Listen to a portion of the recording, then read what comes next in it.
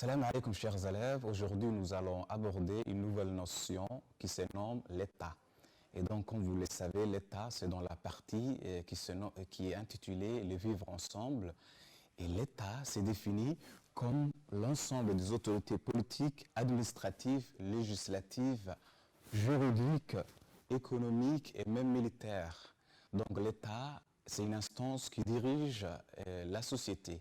Et donc c'est la manière de gouverner les citoyens. Donc l'État aussi, ce sont les hommes et les femmes qui représentent, c'est-à-dire les politiciens et les politiciennes qui vont travailler pour le gouvernement et qui vont, comment dirais-je, représenter l'État. L'État aussi, c'est l'ensemble des citoyens qui aussi participent en votant. Donc c'est toute une communauté juridique parce qu'ils se trouvent sous les lois de cette société.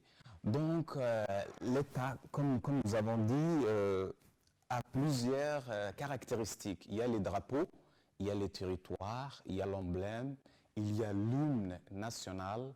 Donc l'État a des caractéristiques. Voilà, il y a une langue officielle, il y a une écriture, ainsi de suite. Donc là, c'est la définition de l'État. Tout simplement, il faut comprendre que l'État va diriger tous les agissements ou bien les actions de la société. Et l'État va imposer des lois. Et comment il va imposer des lois? C'est à travers les institutions, les administrations. Par exemple, il y a le pouvoir judiciaire, il y a les pouvoirs législatifs, les parlements, et il y a aussi le pouvoir exécutif, le gouvernement. Ok, donc comme nous avons dit, l'État est caractérisé par son territoire, ses lois, ainsi de suite.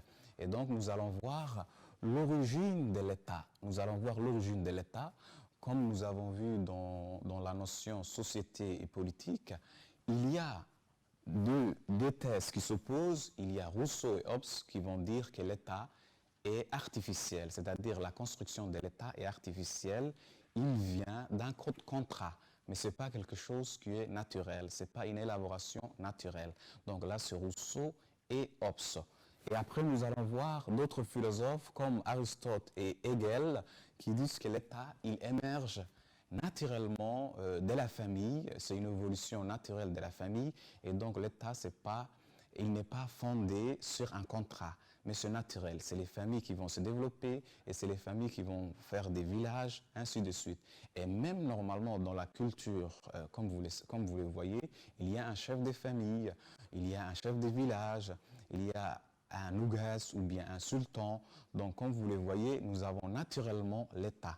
Et c'est tout simplement, l'État, il émerge de la famille. Ce n'est pas quelque chose qui est basé sur le contrat, l'accord ou la convention ou le pacte social, comme le soutiennent Rousseau et Hobbes, avec leur hypothèse de l'état de nature qui consiste à expliquer que l'État, normalement, n'existait pas avant. C'est-à-dire, c'est l'État qui était après la société ou bien après l'individu. C'est-à-dire, l'État, il est fait, les hommes vivaient dans l'état de nature. C'est quoi l'état de nature? C'est une situation où les hommes se trouvaient avant de former un État, un grand État avec un grand E. Voilà. Donc, la société humaine est basée sur les contrats, selon Rousseau et Hobbes. Et donc, avant, ils ne vivaient pas ensemble. Donc, c'est une situation, on va dire, avant l'État.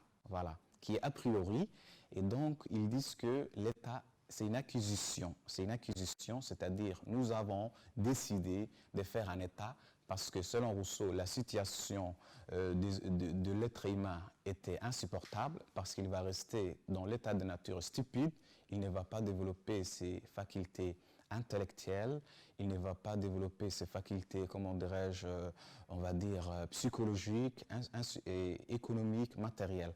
Donc, pour être un homme qui est complet, il faut, comment dirais-je, fonder un État basé sur le contrat. Et donc, il va proposer la démocratie, c'est-à-dire c'est le peuple qui va décider qui va être le souverain, c'est-à-dire qui va diriger, c'est la démocratie. Alors que Hobbes, lui, il va tout simplement proposer, comment dirais-je, un État, un peuple qui est soumis à un souverain, à un roi. Donc c'est comme la monarchie absolue, quoi. Donc c'est le roi qui va décider qui va arbitrer et qui va, comment dirais-je, être le juge de ses propres citoyens. Donc là, nous avons vu les différentes thèses, la thèse contractuelle et la thèse naturelle. Donc là, on va se poser une question, quelles sont les fonctions ou le but assigné à l'État? C'est-à-dire, quels sont les objectifs de l'État? Pourquoi nous avons besoin de l'État? Quel est son rôle principal? Ou bien ses rôles principaux? Donc, il y a premièrement la justice. L'État va s'occuper de la justice, l'égalité. On va dire aussi, s'il y a une victime, l'État va aider cette victime à, comment dirais-je, réussir au procès. Donc, l'État, il protège aussi à travers les forces de l'ordre. S'il y a des gens qui vont se disputer ou bien se battre dans des quartiers, l'État va envoyer la police ou la gendarmerie qui va rétablir l'ordre public. Donc l'État aussi, il doit s'occuper de la sécurité des citoyens. Ce n'est pas seulement la sécurité physique, ça peut être aussi une sécurité, comment dirais-je, psychologique. Ça peut être une sécurité économique. Comme Locke le disait, John Locke, qui est un philosophe anglais, l'État aussi va protéger la propriété privée. Parce que sinon, dans l'état de nature, c'est-à-dire la situation avant l'État, les gens étaient, comment dirais-je, démunis face aux gangsters ou bien face aux brigands qui volaient leurs biens.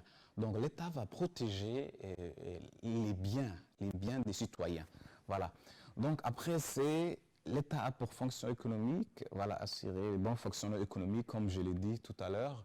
Nous avons aussi, l'État aussi va s'occuper de la protection sociale. C'est quoi la protection sociale? C'est-à-dire, s'il y a des défavorisés, des pauvres, l'État doit les aider. Par exemple, l'État ne doit pas taxer les pauvres, mais il doit taxer les gens qui ont un salaire de revenu. Donc l'État va aussi protéger les handicapés, les plus faibles, etc. Et nous avons vu les différentes fonctions de l'État, mais l'État est-il exempt de critiques? C'est-à-dire l'État est-il un État idéal, complet? Voilà, donc est-ce qu'il a toutes les qualités ou bien il a aussi des défaillances et des limites? Donc les premières limites de l'État, c'est surtout Karl Marx qui va bien illustrer. Karl Marx va dire que l'État ne travaille pas pour l'intérêt général, mais c'est tout simplement pour les intérêts privés d'une élite sociale. C'est-à-dire pour lui, c'était la bourgeoisie qui comment dirais-je, prenait en otage l'État et qui fructifiait leurs intérêts. Donc l'État, il n'est pas un État pour le peuple, mais c'est un État pour une petite élite et un groupe social, comment dirais-je, restreint. Voilà. Donc c'est la critique de Karl Marx. Voilà. Nous allons voir aussi les dérives de l'État, c'est-à-dire l'État peut devenir un État totalitaire, comme vous l'avez vu avec Staline, qui, comment dirais-je, qui dirigeait ses citoyens avec une main de fer. Donc l'État était impitoyable vis-à-vis de leurs citoyens. Donc nous voyons que l'État peut être aussi une dictature ou il peut être un État qui, comment dirais-je, qui détruit la liberté intellectuelle, la liberté, comment dirais-je, on va dire psychologique, intellectuelle, même, comment dirais-je, physique, quoi. Donc l'État peut aussi être un frein à la liberté des individus. Ça peut être, on a dit, la liberté d'expression. Donc en Europe, comme vous le voyez en France, il y a la liberté d'expression. Chaque personne peut exprimer son opinion. Il peut l'écrire et il peut le dire. C'est ça l'idéal d'un État démocratique. Mais comme il y a des intérêts, les citoyens ne peuvent pas tout dire. Voilà. Donc c'est pour cela qu'il y a des dictatures. Il y a ce qu'on appelle les monarchies royales. Il y a les monarchies, il y a beaucoup de régimes politiques qui sont, comment dirais-je, contre la liberté des citoyens. Il y a par exemple les monarchies royales. Et il y a un roi qui prend tout, voilà, il n'y a pas, comment dirais-je, une séparation de pouvoir, comme le préconisait Montesquieu. Il disait que l'État doit avoir cette séparation de trois pouvoirs pour bien fonctionner. Il y avait le pouvoir judiciaire qui va être indépendant, c'est-à-dire la justice, et il y a aussi les pouvoirs législatifs, c'est le Parlement, l'Assemblée, et il y a aussi le pouvoir exécutif, le gouvernement. Donc c'est en séparant les trois qu'on peut avoir un équilibre. Sinon, il y a un qui va empiéter sur les autres et ce sera difficile. Donc, vous-même, vous le voyez, il y a les monarchies, il y a les dictatures, le totalitarisme. Donc, et Karl Marx et même Nietzsche a critiqué l'État parce qu'il dit que l'État est impitoyable, impitoyable. Nous allons prendre quelques sujets d'entraînement. Par exemple, le premier sujet, c'est l'État doit-il être sans pitié? Voilà, donc c'est la partie critique qui va vous aider. L'État doit-il être sans pitié? Bon, d'une manière négative, nous avons vu tout à l'heure avec Nietzsche que l'État est impitoyable. Mais aussi, l'État peut être impitoyable d'une manière juste, c'est-à-dire légitime. Voilà, c'est-à-dire l'État peut imposer des lois et il faut que les citoyens respectent les lois. Pourquoi? Parce que c'est pour leur propre bien. C'est pour leur propre bien et les citoyens doivent appliquer les règles. Par exemple, dans certains pays, maintenant, les gens ne respectent pas les règles du confinement, c'est-à-dire d'isolement, de rester dans la maison.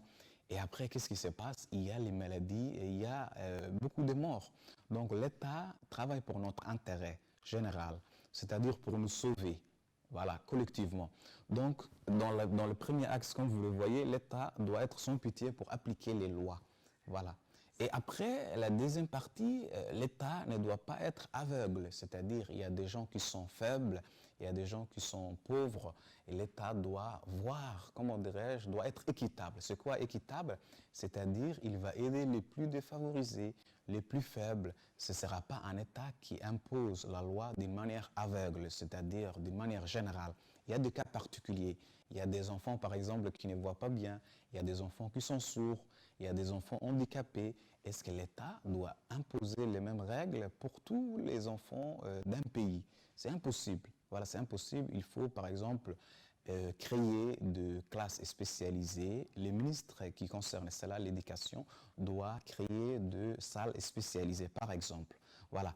Donc, l'État doit être un État qui est souple, qui est flexible et qui aime son peuple. Voilà, il faut qu'il y ait une écoute. Sinon, il n'y aura pas d'écoute et donc le lien, il sera rompu, les liens entre la société et l'État. Donc, c'est avec ces liens qu'on a créé l'État et donc ces liens ne doivent pas être, comment dirais-je, dissous. Nous allons voir le deuxième sujet d'entraînement. Peut-on tout attendre de l'État? Est-ce qu'on doit tout attendre de l'État? C'est-à-dire, est-ce que l'État doit s'occuper de tout?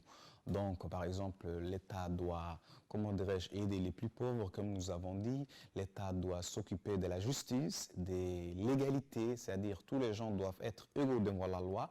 Il ne faut pas que les faibles soient inférieurs, comment dirais-je, soient inférieurs à la loi. Il ne faut pas qu'il y ait des gens qui sont supérieurs à la loi et des gens inférieurs à la loi. C'est l'égalité devant la loi. Donc il y a aussi l'intérêt général, c'est la sécurité de tous. L'État doit protéger tout le monde, il ne doit pas protéger seulement un quartier ou un groupe. Donc l'État aussi doit économiquement aider les plus faibles, les plus, comment dirais-je, défavorisés. Nous avons le philosophe américain John Rawls qui dit qu'il faut que l'État fasse des inégalités et ces inégalités doivent être justes et légitimes. Et c'est surtout lorsqu'il aide, c'est surtout lorsque l'État aide les plus défavorisés. Il faut ces inégalités. Parce qu'il y a des gens qui n'ont rien à manger et donc l'État ne doit pas dire il faut qu'il aille travailler. Non, l'État doit donner des prestations sociales, des aides sociales, des assistances sociales, ainsi de suite. Donc la deuxième partie, nous allons voir qu'on ne peut pas tout attendre de l'État. Ça, c'est une grande erreur. Ça, c'est une grande erreur parce que l'État, c'est qui d'abord? C'est toi-même. Tu es un citoyen, mais tu es un individu qui se trouve à l'intérieur d'un ensemble d'individus et qui peut contribuer à son État. Donc, il y a ce qu'on appelle le patriotisme, c'est-à-dire aimer son pays et, comment dirais-je, contribuer à son progrès. Donc, il ne faut pas tout attendre d'un groupe, comment dirais-je, étatique ou bien d'une élite, mais l'État, c'est toi-même, c'est à toi de participer, comment dirais-je, à la réussite ou bien à la victoire de ton pays. C'est à toi d'être créatif. S'il y a un problème, ne dis pas, c'est pas pour moi, c'est pour l'État, mais essaie de t'engager et de participer au progrès de l'État, de ton pays. Voilà. Donc, il ne faut pas faire une distinction entre l'État et toi-même. Il faut être quelqu'un qui est patriotique, c'est-à-dire qui aime son pays. Voilà. Donc, nous allons aborder aussi notre troisième sujet. L'État a-t-il un rôle à jouer dans la vie privée des citoyens? Donc là, comme vous le savez, l'État, c'est la res publica. C'est quoi la res publica? C'est la chose publique en latin. Donc l'État doit s'occuper de toutes les affaires publiques, l'administration, l'économie, ainsi de suite. Mais imagine qu'il rentre dans votre vie privée. Est-ce que l'État peut rentrer dans votre vie privée? Ce qui est positif parce que l'État, on a dit qu'il va s'occuper de la sécurité des citoyens. Donc l'État peut vous interdire, par exemple, comme nous suivons maintenant le contexte du coronavirus, l'État impose que les gens ne soient pas rassemblés. Et normalement, il y a la police qui vient des fois et qui, comment dirais-je, fait fuir les jeunes qui sont rassemblés. Donc l'État doit, comment dirais-je, intervenir dans la vie privée des gens. Pourquoi? Pourquoi il doit intervenir? Parce qu'il y a des gens qui vont transgresser les lois. C'est-à-dire, il y a des gens qui vont qui vont être des trafiquants de drogue, et il y a des gens qui vont faire ce qu'on appelle le proxénétisme, c'est-à-dire ils vont vendre des filles ou même des garçons et en les monnayant. C'est-à-dire les êtres humains vont devenir des produits à vendre. Ils vont vendre des femmes, c'est-à-dire la prostitution, ainsi de suite. Donc l'État doit intervenir parce qu'il assure aussi les valeurs morales d'une société et de sa culture. Donc, en ce qui concerne l'esclavage, la prostitution, les dons d'organes, tu ne peux pas aussi vendre les reins et le cœur des êtres humains. Donc, l'État peut t'emprisonner si tu enfreins aux lois, c'est-à-dire si tu transgresses les lois. Donc, c'est dans ce cas qu'on peut dire que l'État peut intervenir dans votre vie privée, voilà, du citoyen. Le grand D, dans notre antithèse, nous allons voir que l'État dans le grand 2, nous allons voir que l'État ne peut pas s'interférer ou bien s'ingérer dans votre vie privée parce que l'État ne peut pas vous dicter comment vous allez vivre. Parce que les bonheurs c'est quelque chose de personnel, c'est une attitude personnelle, c'est un style de vie personnel. L'État ne doit pas vous dire devenez comme ça ou bien prenez cette route, ce schéma pour devenir heureux. C'est impossible. Et l'État aussi ne peut pas s'occuper de tout ce qui concerne votre vie privée. Par exemple, donc ce sera une atteinte à votre liberté d'expression. Vous ne pouvez rien écrire, vous ne pouvez rien dire. Donc c'est une atteinte à votre liberté d'expression. L'État ne peut pas s'occuper de tout ce qui concerne votre vie privée. Donc sinon ce sera un État espion. Et donc un État espion peut rendre votre vie difficile et une vie de souffrance. C'est-à-dire partout, l'État doit. Donc l'État, comme je l'ai dit, ne doit pas, comment dirais-je, contrôler. Il ne faut pas que son contrôle dépasse les normes. Voilà, l'État doit se donner des limites. Sinon, il dépasse le contrôle et il devient un État totalitaire, un État, bon, on va dire une dictature, voilà, qui surveille et qui contrôle. Et en même temps, ces genres d'États vont mettre des caméras partout. Et donc, ils peuvent mettre même dans vos maisons. Il y a ces problèmes. Par exemple, il y a les États-Unis, donc vous allez me dire que ce sont des rumeurs, mais l'État utilise Facebook ou bien les réseaux sociaux pour contrôler les citoyens des États-Unis et même du monde. Voilà. Donc la caméra, c'est un œil qui te regarde et c'est un œil qui t'empêche d'être libre. Voilà. Donc c'est pour cela que l'État doit se donner des normes et des limites. Voilà. Chers élèves, je pense que la séance a été utile et nous allons vous voir pour une autre séance de philosophie. Donc je pense que ça a été utile pour vous. Je vous remercie. À bientôt.